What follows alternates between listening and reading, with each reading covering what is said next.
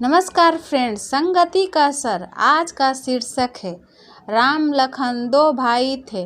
दोनों एक ही विद्यालय में पढ़ा करते थे और यहाँ तक कि एक ही कक्षा में, किंतु राम पढ़ने में होनहार था, वहीं उसका भाई लखन पढ़ने से बचता था और न पढ़ने के ढेरों बहाने ढूंढता था।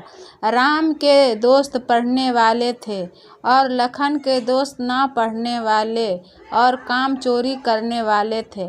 राम अपने भाई लखन को उन दोस्तों से बचने के लिए कहा करता, मगर लखन उसे डांट लगा देता और कहता अपने काम से काम रखा करो।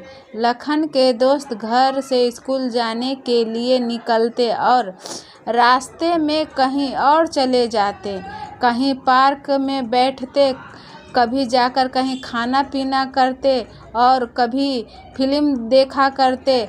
लखन भी उनकी संगति में आ गया और वह धीरे धीरे स्कूल जाने से बचता रहा।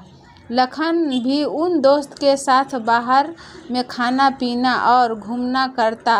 राम उसके इस प्रकार की धोखाधड़ी से बहुत चिंतित था। लखन से परीक्षा में फेल होने की बात भी कही, मगर लखन ने नहीं माना। एक दिन की बात है, लखन स्कूल जा रहा था, उसके दोस्त मिल गए और उन्होंने कहा, आज स्कूल नहीं जाना है, हम सभी अपने दोस्त अजीत का जन्म दिवस मनाएंगे और बाहर खाना पीना करेंगे और खूब मज़े करेंगे। पहले तो लखन ने मना किया, किंतु दोस्तों के बार बार बोलने पर वह उनके साथ चला गया।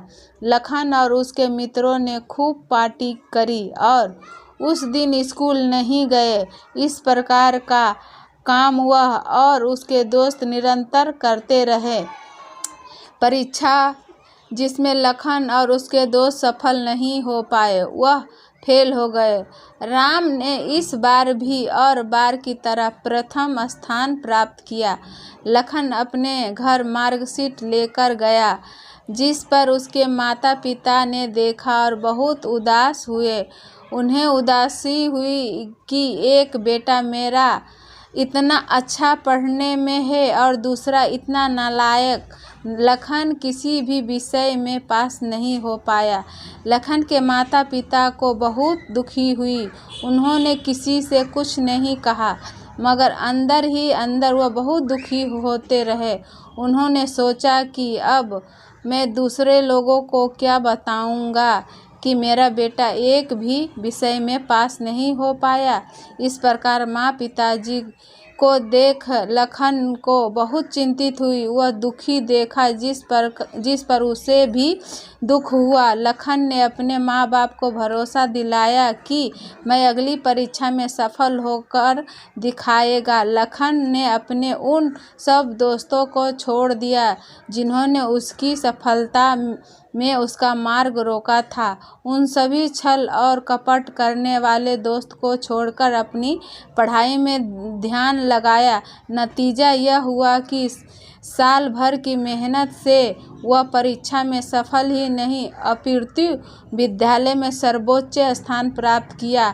इस पर उसके माता पिता को बहुत खुशी हुई और अपने पुत्र लखन को गले से लगाया, उन्हें शाबाशी दी। लखन को पता चला गया कि जैसी संगति मिलेगी वैसा ही परिणाम मिलेगा। शिक्षा जैसी संगति में रहते हैं उनके वैसा ही गुण आता है, अर्थात अच्छी संगति का संगत करना चाहिए। फ्रेंड्स, इस कहानी से आपको क्या सीख मिली हमें कमेंट बॉक्स में ज़रूर लिखें। लाइक करें, शेयर करें। इस चैनल पर नए हैं तो चैनल को सब्सक्राइब करें। नमस्कार फ्रेंड्स।